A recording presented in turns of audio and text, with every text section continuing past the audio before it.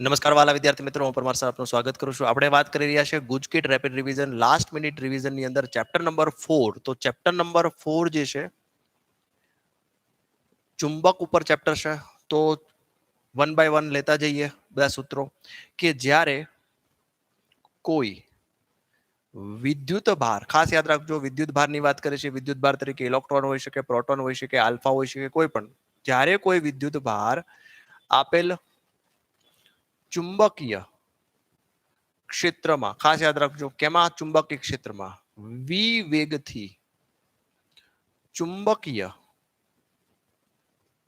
આપેલ ચુંબકીય ક્ષેત્રમાં વી વેગથી ગતિ કરે છે, ખાલી એટલું લખીએ, ગતિ કરે છે, તો આવા વિદ્યુત ભાર પર લાગતું વિદ્યુત નહીં પણ ચુંબકીય બળ કેટલું થાય? તો ચુંબકીય બળ કેટલું થાય? તો યાદ રાખો F is equal to Q of V cross B. F is equal to શું થશે? Q of V cross B. અને સાદી ભાષામાં લખીએ તો યાદ રાખો BV Q sine theta, B V Q sine theta. અને જો લંબ હોય વી અને બી એકબીજાને લંબ હોય તો શું લખી શકાય બાળકો? તો કે બીવી ક્યુ. આપણે આ યાદ રાખતા હતા, બીવી ક્યુ બરાબર. જ્યારે કોઈ વિદ્યુત ભાર વી વેગથી ચુંબકીય ક્ષેત્રમાં આટા મારતો હોય, વી વેગથી ચુંબકીય ક્ષેત્રમાં આટા મારતો હોય, એટલે કે આ રીતે ધારો કે કોઈ ચુંબકીય ક્ષેત્ર અંદર જતી દિશામાં છે. હા સર, અંદર જતી દિશામાં ચુંબકીય ક્ષેત્ર હોય અને આવો વિદ્યુત ભાર વી વેગથી આટા મારતો હોય તો આના પર વિદ્યુત બળ લાગે. કેટલું લાગે? તો કે બીવી ક્યુ. કેટલું લાગશે? BV Q sine theta. Theta બરાબર 90 હોય, લંબ હોય. બળ કઈ દિશામાં લાગે? તો બળ દિશામાં મેળવવા માટે મેં સમજાવ્યું હતું પામ રૂલ. ચુંબકીય ક્ષેત્ર હથેળીમાં દિશામાં, ચુંબકીય ક્ષેત્ર અંદર જાય છે, આંગળીઓ જે છે એને વેગની દિશામાં, અંગૂઠો ક્યાં ગયો? ઉપર. એનો મતલબ કે અહીંયા આગળ બળ ઉપર લાગશે, અહીંયા બળ ક્યાં લાગશે? ઉપર. ચલો આને નોટ કરો. જ્યારે કોઈ વિદ્યુત ભાર ચુંબકીય ક્ષેત્રમાં આટા મારતો હોય વી વેગથી, ત્યારે એના ઉપર લાગતું વિદ્યુત બળ કેટલું થશે? BV Q sine theta, BV Q. બીજો પોઈન્ટ લઈએ. જ્યારે કોઈ પ્રવાહાધારિત તાર જેની લંબાઈ L છે તેને સમાન ચુંબકીય ક્ષેત્રમાં મૂકતા. આવું શા માટે લખું છું? ખાલી સૂત્ર લખું તો પણ તમને સમજાઈ જાય, પરંતુ આવું શા માટે લખું છું? તો તમને તમે રકમ વાંચો તો તમને ખબર પડે કે કયું સૂત્ર ક્યાં વાપરવું જોઈએ. કે એનો મતલબ કે સમાન ચુંબકીય ક્ષેત્ર આપ્યું છે. હા સર, આવું સમાન ચુંબકીય ક્ષેત્ર આપ્યું હોય અને એક વાહક તાર જે છે જેની અંદર પ્રવાહ જતો હોય એને મૂકવામાં આવે છે, વી વેગથી ગતિ કરાવવાનો નથી. જેની લંબાઈ કેટલી છે વાહક તારની? તો કે L આપી છે. તો આના ઉપર બળ લાગે મૂકતા, તેના પર લાગતું કેવું બળ? તો કે ચુંબકીય બળ કેટલું થાય? તો આના ઉપર ચુંબકીય બળ લાગે તો કે F બરાબર થાય IL cross B. IL cross B, આ ફોર્મ્યુલા થાય IL ક્રોસ બી. આને આપણે સાદી ભાષામાં લખીએ તો લખાય બિલ સાઇન થીટા. અને જો આવા કેસની અંદર L અને બી બંને એકબીજાને લંબ હોય તો સાઇન 90 એક થઈ જાય. તો ફોર્મ્યુલા આપણે બિલ થી યાદ રાખશું કે જ્યારે કોઈ વાહક તાર પરિણામી ચુંબકીય ક્ષેત્ર મીન્સ સમાન ચુંબકીય ક્ષેત્રમાં પડેલો હોય તો એના ઉપર બળ લાગે કેટલું? તો કે બિલ. બે ફોર્મ્યુલા થયા. કયા કયા? એક તો બીવી ક્યુ અને બિલ. ક્યાં વાપરવા? ખાસ યાદ રાખજો, વિદ્યુત ભાર આટા મારતો હોય વી વેગથી ચુંબકીય ક્ષેત્ર તથા વિદ્યુત ક્ષેત્રમાં વી વેગથી ગતિ કરે ત્યારે તેના પર લાગતું કુલ બળ. તો કુલ બળ એટલે શું? તો કે કુલ બળ બરાબર ઇલેક્ટ્રિક ફોર્સ પણ લાગે અને મેગ્નેટિક ફોર્સ પણ લાગે. તો ઇલેક્ટ્રિક ફોર્સ તો ભણી ગયા, કયો? F બરાબર કયો? ભણી ગયા ને? હા સર, વેક્ટરમાં લખીએ, હાલો કાંઈ વાંધો નહીં, QE. અને F એ મેગ્નેટિક ફોર્સ હમણાં ભણ્યા. કોઈ વિદ્યુત ભાર ભણતો તો QVB ભણ્યા ને, Q into bracket V cross B. તો વેક્ટરમાં તો આને કહેવાય લોરેન્ટ્ઝ ફોર્સ. આને શું કહેવાય? Lorentz force. બરાબર, લોરેન્ટ્ઝ ફોર્સ એટલે સંયુક્ત ફોર્સ. બરાબર છે. આમાં આપણે તમને કે સમજાવી દઉં કે માની લ્યો કે આ એક્સ એક્સિસ, વાય એક્સિસ ને ઝેડ એક્સિસ આપ્યા છે. અને આ ઝેડ એક્સિસ આપ્યું છે. તમને એવું કહેવામાં આવે કે વિદ્યુત ક્ષેત્ર ઉપરની દિશામાં છે, ચુંબકીય ક્ષેત્ર ઝેડ દિશામાં છે. તો આ કોઈ વિદ્યુત ભાર જે છે એને વિદ્યુત ક્ષેત્રમાં શું થાય તો કે બળ ઉપર લાગે, તો અહીંયા બળ Fe ઉપર લાગશે અને આના કારણે આને નીચે, આના કારણે ચુંબકીય ક્ષેત્રને કારણે બળ જે છે એ નીચે લાગશે. ચુંબકીય બળ નીચે લાગે, વિદ્યુત ભાર પણ, અને વિદ્યુત બળ ક્યાં લાગે? ઉપર લાગે. અને જો બંને સમાન મૂલ્યના થાય, જો બંને સમાન મૂલ્યના થાય તો આ વિદ્યુત ભાર વિચલન પામ્યા વગર સીધે સીધો જાય. તો વિચલન પામ્યા વગર જો એને સીધે સીધો જવો હોય તો એનું સૂત્ર શું થાય? તો કે V બરાબર, ખાસ યાદ રાખો તો બનાવી લઈએ ચલો, તો કે Fe બરાબર, જો Fm કરી શકાય તો એટલે કે Fe એટલે શું થાય? QE, અને Fm એટલે શું થાય? BVQ. તો એમાં આપણે કઈ કેન્સલ થાય જોવું જોઈએ. હા સર, QQ કેન્સલ થાય. એમાંથી V ને કરતા બનાવતો V બરાબર શું થાય? E/B. એટલે કે ચુંબક વિદ્યુત ક્ષેત્ર અને ચુંબકીય ક્ષેત્રનો જો ગુણોત્તર, જેટલો ગુણોત્તર છે એટલા જ ગુણોત્તરથી એને V વેગથી આપવામાં આવે તો આ વિદ્યુત ભાર નહીં તો ઉપર જશે, ના તો નીચે જશે, સીધે સીધો જશે. તો આ રિલેશન પણ યાદ રાખજો. લોરેન્ટ્ઝ ફોર્સની વાત કરીએ આપણે, નોટ કરો લોરેન્ટ્ઝ ફોર્સ. હવે ત્યારબાદ ત્રીજી વસ્તુ, ચેપ્ટર નંબર 4 ની અંદર અઢળક MCQ, અઢળક ફોર્મ્યુલા છે, ધીમે ધીમે બધા સમજાવી, ટેન્શન નહીં લેતા. હવે આપણે વાત કરીએ એના પછીનું કે જ્યારે કોઈ વિદ્યુત ભાર સમાન ચુંબકીય ક્ષેત્રમાં v વેગથી બી ને લંબ રૂપે ગતિ કરે છે, બી ને લંબ રૂપે ગતિ કરે છે. બરાબર છે? એટલે સમજીએ, બરાબર સમજીએ. આના ઘણા બધા MCQ પૂછે. સાયક્લોટ્રોન કહી શકાય. કેવું કહી શકાય? સાયક્લોટ્રોન. પણ સાયક્લોટ્રોન જે છે એ ઓપ્શનમાં ઓલામાં નીકળી ગયું હતું, પણ છતાં પણ આપણે સમજી લઈએ, આના MCQ પૂછાવાની શક્યતા પૂરેપૂરી છે. કે કોઈ ધન વિદ્યુત ભાર જે છે એને v વેગથી આવા સમાન ચુંબકીય ક્ષેત્રમાં જતું હોય તો શું થાય? તો કે બળ ઉપર લાગે. આપણે વાત કરી પામ રૂલ, ચુંબકીય ક્ષેત્રની દિશા, વેગની દિશા, અંગૂઠો ક્યાં જાય? ઉપર. તો એનો મતલબ કે અંગૂઠો ઉપર જાય છે, F. તો આ બંનેનું પરિણામ અહીંયા પહોંચ્યું. અહીંયા વેગ, પાછું F અહીંયા લાગે, પાછું પરિણામ અહીંયા પહોંચ્યું. આ વેગ, આનો F નીચે લાગે, આનું પરિણામ અહીંયા પહોંચ્યું, આનો વેગ આ રીતે, તો F અહીંયા લાગે. તો સર્ક્યુલર મોશન કરે છે. કોણ?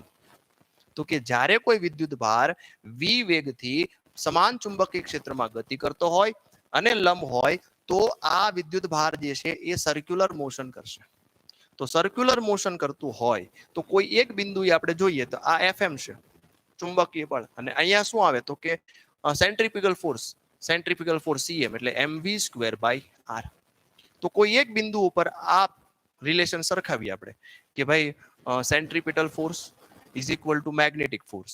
તો સેન્ટ્રીપિટલ ફોર્સ એટલે શું થાય? બરાબર છે, સેન્ટ્રીપિટલ ફોર્સ એટલે mv²/r, અને મેગ્નેટિક ફોર્સ તો BVQ.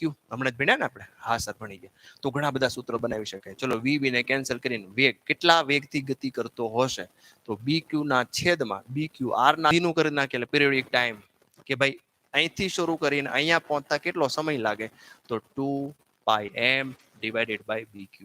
તો ઘણા બધા સૂત્રો જે છે આ રીતે બનાવી શકાય કે જ્યારે કોઈ વિદ્યુત ભાર સમાન ચુંબકીય ક્ષેત્રમાં મેગ્નેટિક ફિલ્ડ એટલે ચુંબકીય ક્ષેત્ર એટલે લંબ રૂપે ગતિ કરતો હોય ત્યારે આ બધા સૂત્ર કેટલા વેગથી ગતિ કરે છે, કેટલી ત્રિજ્યામાં ગતિ કરે છે, એની સ્પીડ કેટલી છે, ફ્રીક્વન્સી કેટલી છે, કેટલા આવર્તકાળથી ગતિ કરે છે, આ બધા સૂત્રો જે છે ઇમ્પોર્ટન્ટ છે. આને પણ નોટ કરો, પોઝ કરો અને શાંતિથી નોટ કરો. ત્યારબાદ આમાં એક વસ્તુ તમને સમજાવી દઉં, લંબ રૂપે. આમાં આવા MCQ 100% MCQ નાના જ કહી શકાય, પૂછી શકે કે વિદ્યુત ભાર છે, હા સર, ક્યાં ગતિ કરે છે તો કે સમાન ગતિ કરે છે, સમાન ચુંબકીય ક્ષેત્રમાં ગતિ કરે છે. બરાબર છે, પણ આમાં બે કેસીસ લઈ શકાય. તો કે સમાન ચુંબકીય ક્ષેત્રમાં ગતિ કરતો હોય તો અહીંયા લખીએ બી ને લંબ રૂપે ગતિ કરે, આને લખીએ બી ને થીટા ખૂણે ગતિ કરે. એટલે સમજાવું તમને કે માની લો કે આ રીતે ચુંબકીય ક્ષેત્ર જે છે એ ઉપર તરફ છે, ઉપર તરફ ચુંબકીય ક્ષેત્ર ઉપર તરફ છે. કોઈ વિદ્યુત ભાર જે છે એ x એક્સિસમાં ગતિ કરે છે, તો તમે જો ચુંબકીય ક્ષેત્ર ઉપર છે, વી આમ છે, તો થીટા એંગલ બની ગયો, એટલે સોરી 90 એંગલ બની ગયો, બી ને લંબ રૂપે ગતિ કરે છે. એનો મતલબ કે આ વિદ્યુત ભાર આમ નહીં જાય, આમ ગતિ કરશે, સર્ક્યુલર મોશન કરશે. તો યાદ રાખો, જો લંબ રૂપે ગતિ કરતો હોય તો વર્તુળમય ગતિ કરશે. કેવી ગતિ કરશે? વર્તુળમય ગતિ કરશે. પણ થીટા ખૂણે હોય. સમજીએ, ધારો કે આ થીટા ખૂણે ગતિ કરે છે, વેગ આ રીતે છે આમ, તો એના મતલબ બે કમ્પોનેન્ટ પડે, વી કોસ થીટા અને વી સાઇન થીટા. એનો મતલબ કે વી સાઇન થીટા જે છે, આ ઘટક જે છે એ વર્તુળમય ગતિ કરાવશે અને વી કોસ થીટાને ખેંચશે. એટલે એનો મતલબ કે એનો ગતિપથ આ રીતે બને, હેલિકલ બને. ખાસ યાદ રાખજો, આવો પ્રશ્ન પૂછાતો હોય છે. જો થીટા ખૂણે હોય તો હેલિકલ બને, આમ સ્પ્રિંગ જેવું, અને 90 એંગલે હોય તો વર્તુળમય ગતિ કરશે. બંને કેસની અંદર બંને કેસની અંદર કુલ ગતિ ઉર્જા અચળ રહેશે. ગતિ ઉર્જા બદલતી નથી, ગતિ ઉર્જા વધતી નથી ને ઘટતી નથી. સમજમાં આવ્યું કે નહીં? જ્યારે કોઈ વિદ્યુત ભાર ચુંબકીય ક્ષેત્રમાં વી વેગથી ગતિ કરે, થીટા ખૂણે કરે કે ન કરે, બરાબર છે, બંને કેસની અંદર એની ગતિ ઉર્જા પહેલા જેટલી હતી એટલી જ રહેશે, ખાલી એનો પથ ચેન્જ થાય છે. ખાસ યાદ રાખજો. પણ જ્યારે કોઈ વિદ્યુત ભાર વિદ્યુત ક્ષેત્રમાં ગતિ કરે ને, તો એની ઉર્જા વધે. ખાસ યાદ રાખજો, વિદ્યુત ક્ષેત્રમાં જાય તો વધે, પણ ચુંબકીય ક્ષેત્રમાં જાય તો એની ગતિ ઉર્જા અચળ રહે છે. આ પણ ઇમ્પોર્ટન્ટ કેસ હતો, નોટ કરી લ્યો. એમસીક્યુ ઘણા બધા પૂછાતા હોય છે. આગળ વાત કરીએ ચેપ્ટર 4 ની અંદર, તો બાયોટ સાવર્ટ નો નિયમ છે. બાયો સાવરના નિયમ પ્રમાણે આ રીતે ભણી ગયા કે ભાઈ એક પ્રવાહ ધારિત તાર આ રીતે જાય છે ને એનાથી આર અંતરે કોઈ બિંદુ પી છે, ત્યાં મારે ચુંબકીય ક્ષેત્ર જોઈતું હોય તો આપણે શું કરીએ? અહીંયા ડીએલ ખંડ લઈ લઈએ. તો આઈડીએલ ના કારણે આર અંતરે મળતું ચુંબકીય ક્ષેત્ર અંદર જ જશે, પણ કેટલું મળશે? તો ફોર્મ્યુલા તમને યાદ હશે, ડીબી બરાબર μ0 IDL sine theta divided by r square. યાદ રાખો, ડાયરેક્ટ સૂત્ર આધારિત એમસીક્યુ પૂછાય, યાદ હશે તો સોલ્વ કરી શકશો. બીજું કે પ્રવાહ ધારિત તાર આ રીતે જતો હોય અને પ્રવાહ ધારિત તારને એવી રીતે પકડો, અંગૂઠો પ્રવાહની દિશામાં રહે, તો અહીંયા આગળ અંદર જશે પ્રવાહ, ચુંબકીય ક્ષેત્ર અહીંથી બહાર નીકળશે. ખાસ યાદ રહ્યું, પ્રવાહ ધારિત તારને એવી રીતે પકડો આ રીતે, અંગૂઠો પ્રવાહની દિશામાં રહે, તો અહીંયા આગળ અંદર, અહીંથી બહાર, એટલે અહીંયા અંદર જશે ચુંબકીય ક્ષેત્ર, અહીંથી બહાર આવશે. એટલે અંદર જાય તો ક્રોસ, બહાર આવે તો ડોટ. તો આ થઈ ગયો બાયો સાવરનો નિયમ, μ0 IDL sine theta divided by r square. આને પણ નોટ કરો. બાયો સાવર તમને એવું કીધું છે બીઓ મેળવો, તો બીઓ મેળવો એટલે કે રિંગના કેન્દ્ર ઉપર, એટલે અહીંયા આપણે લખીએ ટોપિક કે પ્રવાહ ધારિત રિંગના કેન્દ્ર પર મળતું ચુંબકીય ક્ષેત્ર. કેન્દ્ર ઉપર એટલે x0, આની અંદર x0 લઈ લો, ચલો આમાં x0 લઈ લો, આ 0 થઈ ગયું, બરાબર છે. આર કેન્સલ, ફોર્મ્યુલા બને μ0 i ડિવાઇડેડ બાય 2r. આ ફોર્મ્યુલા મોસ્ટ ઇમ્પોર્ટન્ટ છે બાળકો, યાદ રાખજો, μ0 i ડિવાઇડેડ બાય 2r. પણ આ એક રિંગ માટે છે. તમને કીધું હોય કે ભાઈ આ ગૂંચળું n આટાનું બનેલું છે, તો n મલ્ટીપ્લાય કરી દેવાનું, μ0 in કરી દેવાનું. આ એક આટા માટેનું છે, પણ તમને કીધું હોય ભાઈ n આટાનું બનેલું છે, તો બીયુ બરાબર μ0 i ડિવાઇડેડ બાય 2r છે જ. અહીંયા આગળ n એડ કરી દો, આટાની સંખ્યા, તો n આટા માટે બની જશે.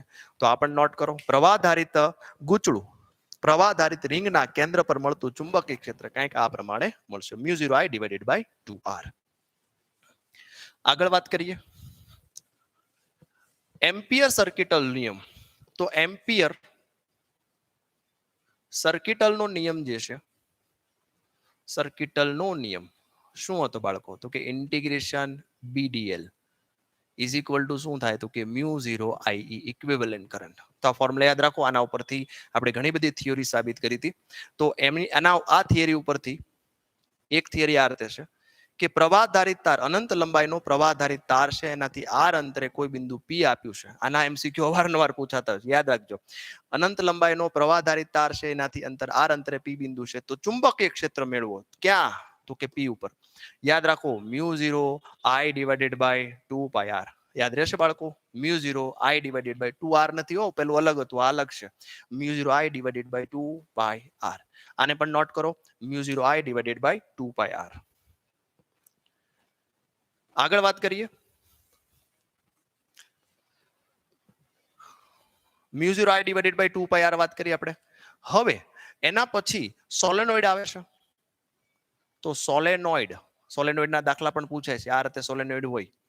તમને પૂછે સોલેનોઇડની બહાર ચુંબકીય ક્ષેત્ર કેટલું હોય અહીંયા આગળ, તો કે 0 હોય સર. અહીંયા કેટલું હોય? 0 હોય.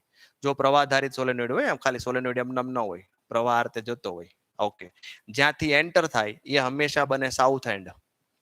જ્યાં લીવ કરે પ્રવાહ બહાર નીકળે એને નોર્થ એન્ડ કહેવાય. તો ચુંબકીય ક્ષેત્ર હંમેશા નોર્થ થી સાઉથ બને. આવું યાદ રાખવાનું. Okay sir. તો અહીંયા ચુંબકીય ક્ષેત્રનો ફોર્મ્યુલા બતાવો ને સર, બીપી. તો પી આગળ ચુંબકીય ક્ષેત્રનો ફોર્મ્યુલા શું થાય? મુન્ની મ્યુ 0 એન આઈ. યાદ છે ને? બી બરાબર મુન્ની મ્યુ 0 એન આઈ. જ્યાં એન બરાબર શું? તો કે એન બરાબર સ્મોલ એમ, એકમ લંબાઈ દીઠ આંટાની સંખ્યા. સ્મોલ એન એટલે એકમ લંબાઈ દીઠ આંટાની સંખ્યા. એનું ફોર્મ્યુલા થાય કેપિટલ એન છેદમાં એલ. એટલે કે આ એલ લંબાઈનું હોય અને આમાં એન આંટા રહેલા હોય. ટોટલ આંટા, કુલ આંટા ભાગ્યા કુલ લંબાઈ. તો જો તમને રકમની અંદર એવું કીધું હોય એકમ લંબાઈ દીઠ આંટાની સંખ્યા, તો એને સ્મોલ એન કહેવાય. પણ તમને કીધું હોય ટોટલ આંટા આપ્યા હોય અને ટોટલ લંબાઈ આપી હોય, તો પહેલા સ્મોલ એન મેળવવું પડે અને પછી તમે આમાં વેલ્યુ મૂકી શકો. ચલો, તો આ હતું સોલેનોઇડ. સાથે ઇંક પૂરી લઈએ અને તમે નોટ કરી લો. વિડીયોને પોઝ કરીને નોટ કરતા જજો. સાથે સાથે ઘણા બધા ફોર્મ્યુલા છે ચેપ્ટર નંબર 4 ની અંદર. સોલેનોઇડ ની પછી ચલો ટોરોઇડલ આમાં સમજાવું તમને. બે સોલેનોઇડના એન્ડને જોઈન્ટ કરી દઈએ આ રીતે, તો એ બની જાય ટોરોઇડલ. તો આ રીતે ટોરોઇડલ છે. તો ટોરોઇડલના આવા વિસ્તારમાં ચુંબકીય ક્ષેત્ર 0 હોય. બહાર 0 હશે. ખાલી અહીંયા મળે. આ જે કોર છે ને, કોરની અંદર ચુંબકીય ક્ષેત્ર મળે. કેટલું મળે? તો ચલો બીપી અહીંયા પણ મેળવીએ. ફોર્મ્યુલા છે મ્યુ 0 એનઆઈ મુન્ની. પણ ત્યાં આગળ શું લેવાનું? એન બરાબર શું લેવાનું? તો કે ટોટલ આંટા કેપિટલ એન અને એલ ની જગ્યાએ એલ આ જે છે એલ એને ભેગું કરીને આપણે શું કરી દીધું? અહીંયા ત્રિજ્યા આપ્યું હોય કે આ ત્રિજ્યા આપી છે તમને, ચલો આર. તો આ શું થાય? સરકમફરન્સ થાય, એટલે પરિઘ જેટલી થાય. એલ ની જગ્યાએ આપણે લેશું 2 પાઈ આર સરકમફરન્સ જેટલી. તો ફોર્મ્યુલા શું બને? Mu 0 capital N I divided by 2 pi R. એટલે તમે સોલેનોઇડ લ્યો કે ટોરોઇડલ લ્યો, બંનેમાં ફોર્મ્યુલા એક જ, મુન્ની મ્યુ 0 એન આઈ. જ્યાં એન બરાબર શું લેવાનું? એન ના છેદમાં એલ. કેમાં? સોલેનોઇડમાં. ટોરોઇડલમાં શું લેવાનું? તો કે સ્મોલ એન ની જગ્યાએ શું લખવાનું? Capital N divided by 2 pi R. કારણ કે અહીંયા ત્રિજ્યા આપી હોય, અહીંયા લંબાઈ આપી હોય, એટલો જ ફેર ખાલી. ચલો, આને પણ નોટ કરી લ્યો. ત્યારબાદ એટલું સમજ્યા પછી આગળ લઈએ કે બે પ્રવાહધારિત તાર છે આ રીતે. બે પ્રવાહધારિત તાર છે આ રીતે. બંને સમાન દિશામાં જાય છે. તો બંને વચ્ચે લાગતું બળ કેટલું થાય? અને બંને વચ્ચેનું અંતર ધારો કે વાય આપ્યું છે. તો આનો ફોર્મ્યુલા કંઈક આવો થાય. બળ, બંને વચ્ચે લાગતું બળ mu 0 I1 I2 L divided by 2 pi Y. આ ફોર્મ્યુલા યાદ રાખો. મ્યુ 0 એટલે આમાં પ્રવાહ કેટલો જાય છે? I1. આમાં પ્રવાહ કેટલો જાય છે? I2. આમાં બીજી વસ્તુ યાદ રાખવાની કે સમાન દિશામાં હોય, સમાન દિશામાં જાય તો બંને વચ્ચે આકર્ષક પ્રકારનું બળ લાગે. અને વિરુદ્ધ દિશામાં હોય, આવા પણ MCQ પૂછાય, વિરુદ્ધ દિશામાં હોય તો અપાકર્ષી બળ લાગે. ચલો ક્લિયર? નોટ કરો. Mu 0 I1 I2 L divided by 2 pi Y. ત્યારબાદ કોઈ ગૂંચળું જે છે અહીંયા લખીએ આપણે. એના પછી કોઈ ચોરસ ABCD પ્રવાહધારિત ગૂંચળાને સમાન ચુંબકીય ક્ષેત્રમાં મૂકતા તેમાં મળતું ટોર્ક. તો હા, ટોર્ક લાગે એટલે મોટર, બરાબર છે. મોટરનો કેસ છે, બરાબર. તો મળતું ટોર્ક શું મળે? પ્રવાહધારિત એટલે મોટરનો કેસ થયો. તો ફોર્મ્યુલા યાદ રાખો, બીના સાઇન થીટા. બીના sine theta direct formula. Torque બરાબર શું? ટેરે બીના ટી તેરે બીના T torque is equal to બીના સાઇન થીટા. ફોર્મ્યુલા યાદ રહી ગયું? હા સર. એમાં આપણે થોડુંક ચેન્જીસ કરીએ. આઈ અને બહાર લઈ લઈએ. આઈ એન એ અને બી સાઇન થીટા. તો અહીંયા આગળ જે આઈએનએ છે ને, એને શું કહેવાય? ચુંબકીય ડાયપોલ મોમેન્ટ કહેવાય. ચુંબકીય ડાયપોલ મોમેન્ટ. એટલે મ્યુ, અને મ્યુ ને શું કહેવાય? આઈ એ કહેવાય. એકચ્યુઅલ એક આંટો હોય તો આઈએ, એક આંટો હોય તો આઈએ, અને એન આંટા હોય તો આપણે શું કહી શકાય? એન આઈએ કહી શકાય. સમજમાં આવ્યું કે નહીં? n આટા હોય તો n આઈએ અને એક આટો હોય તો આઈએ. તો આને આમ પણ લખી શકાય મ્યુ બી, અથવા તો એને m કહેવાય, અને સ્મોલ m થી પણ રિપ્રેઝન્ટ કરવામાં આવે તો આને એમ બી સાઇન થીટા થી પણ આને વ્યાખ્યાયિત કરી શકાય. ટોર્ક બરાબર તમે પી સાઇન થીટા ભણ્યા હતા એમ અહીંયા એમ બી સાઇન થીટા છે, એટલું જ છે. ચલો આને પણ નોટ કરો. જ્યાં ચૂડામો ચુંબકીય ડાયપોલ મોમેન્ટ જે છે એની વાર્તા યાદ રાખજો. NIA ફોર્મ્યુલા શું છે? NIA. હવે ત્યારબાદ નોટ કર્યું? ઓકે. હવે ત્યારબાદ જ્યારે કોઈ ઇલેક્ટ્રોન, હાઇડ્રોજન એટમની વાત કરીએ તો પ્રોટોનની આસપાસ કોઈ ઇલેક્ટ્રોન જે છે એ આ રીતે ફરતો હોય, તો આવા એમસીક્યુ પણ પૂછી શકાય કે આર અંતરે ફરતો હોય આ રીતે, તો આના દ્વારા કેટલી ચુંબકીય ડાયપોલ મોમેન્ટ જનરેટ થાય? તો આપણે ફાઇન્ડ કરવું છે મ્યુ. મ્યુનો ફોર્મ્યુલા શું? તો કે IA. તો આઈ નો ફોર્મ્યુલા શું થાય? તો કે આઈ નો ફોર્મ્યુલા થાય Q/T. બરાબર ને? આઈ નો ફોર્મ્યુલા શું થાય? Q/T. I is equal to Q is equal to IT ને I બરાબર Q/T. Q બરાબર શું થાય? તો કે NE divided by T into A થાય. n એટલે એક જ ઇલેક્ટ્રોન છે એટલે n બરાબર 1 લઈ લો તો E divided by T into A થશે. હવે T એટલે શું? તો કે આવર્તકાળ. અહીંથી શરૂ કરીને અહીંયા પૂરું કરવા માટે લાગતો સમય, તો કે અંતર ભાગ્યા વેગ. તો T બરાબર અંતર કેટલું? તો કે પરિઘ જેટલું સર, તો કે 2πr. તો T જ્યાં T લખ્યું ત્યાં લખીએ આપણે EM ના, T ની જગ્યાએ લખીએ 2πr. છેદનો છેદ ક્યાં જશે? અંશમાં જશે. અને એરિયાની જગ્યાએ આપણે πr² લખી નાખીએ. એરિયા જ્યાં છે ને ત્યાં πr² લખી નાખીએ. તો જો જોઈએ પાઈ કેન્સલ, એક r કેન્સલ. શું મળ્યું? તો કે હાફ EVR. આ ફોર્મ્યુલા યાદ રાખજો. આમ તો સૂત્ર સાબિત કરવાની જરૂર નથી, ડાયરેક્ટ લખ્યું હોત તો પણ ચાલત કે ભાઈ આના લીધે મળતું ડાયપોલ મોમેન્ટ કેટલું થાય? Half EVR. યાદ રહેશે? Half EVR. ચલો આને પણ નોટ કરો, હાફ EVR.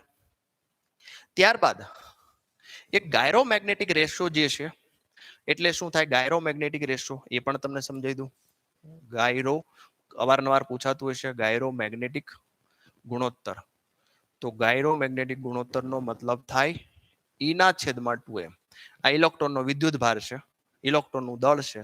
આનો આન્સર આપો એટલે 8.8 ગુણ્યા 10 આન્સર આવે. આ વિદ્યુત ભાર એટલે કુલમ અને દળ એટલે કિલોગ્રામ. કુલમ પ્રતિ કિલોગ્રામ. જો તમને આનો એકમ પૂછાય, પારિમાણિક સૂત્ર પૂછાય તો ગાયરોમેગ્નેટિકમાં લખી શકો. પછી આપણે એક આવે છે ગેલ્વેનોમીટર. તો ગેલ્વેનોમીટરની અંદર આપણે એમાં ફાઈ બરાબર લેવું હતું, તો એમાં આપણે લખ્યું ટોર્ક બરાબર ટોર્ક હોય છે. તો અહીંયા આગળ આપણે K5 લખતા હતા, અહીંયા લખતા હતા બીના. તો આપણે લખી શકાય K અચળ છે, બી અચળ છે, n અચળ છે, I એ અચળ છે. તો બી ચલે છે શું લખી શકાય? I લખી શકાય. તો એક આ ફોર્મ્યુલા છે, અથવા તો આને ફાઈ ને કરતા બનાવો અથવા તો I ને કરતા બનાવો તો બી ના ડિવાઇડેડ બાય તમે K લખી શકો. આમાં હજી આપણે થોડુંક આગળ લઈએ કે I ને નીચે લાવો તો 5/I, જેને પ્રવાહ સંવેદિતા કહેવાય. પ્રવાહ સંવેદિતા કહેવાય. તો પ્રવાહ સંવેદિતા એટલે શું? તો કે BNA ડિવાઇડેડ બાય K. બંને છેદમાં R નો મલ્ટીપ્લાય કરો એટલે 5IR બરાબર છે. તો IR એટલે શું થાય? વોલ્ટેજ. તો આને વોલ્ટેજ સંવેદિતા કહેવાય. વોલ્ટેજ સંવેદિતા.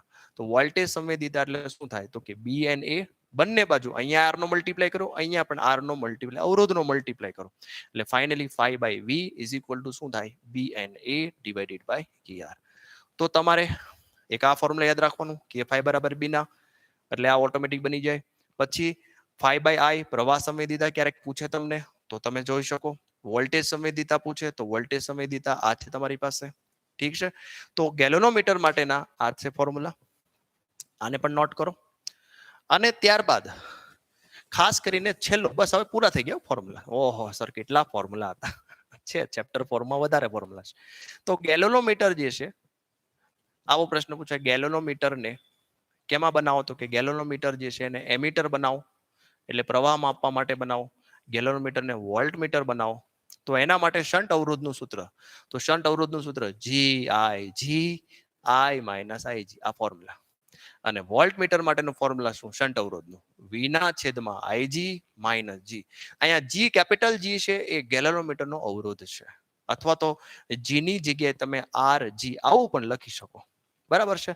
તો અહીંયા ચેપ્ટર 4 જે છે એના લગભગ બધા જ ફોર્મ્યુલા મેં લઈ લીધા છે. જેટલા ફોર્મ્યુલા છે બધા મેમરાઇઝ કરો તો તમને એમસીક્યુ જે છે બાય હાર્ટ આવડી જશે અને 100% ચેપ્ટર 4 ના એમસીક્યુ તમને આવડશે જ. ચલો તો આ સાથે આપણે અહીંયા લેક્ચર પૂરું કરીએ. લેક્ચર ગમ્યો તો લાઈક કરો અને સાથે સાથે તમારા બધા જ મિત્રો જે છે જે ગુજકેટની એક્ઝામ આપી રહ્યા છે એમને બધાને શેર કરો જેનાથી બધાને આ લેક્ચરનો ફાયદો મળી શકે. ચેપ્ટર 5 ટૂંક સમયમાં જ અપલોડ કરીશ. જોતા રહો. જો સબસ્ક્રાઇબ નથી કરી તો સબસ્ક્રાઇબ કરો જેથી તમને લેટેસ્ટ ન્યૂઝ મળતા રહે. આભાર.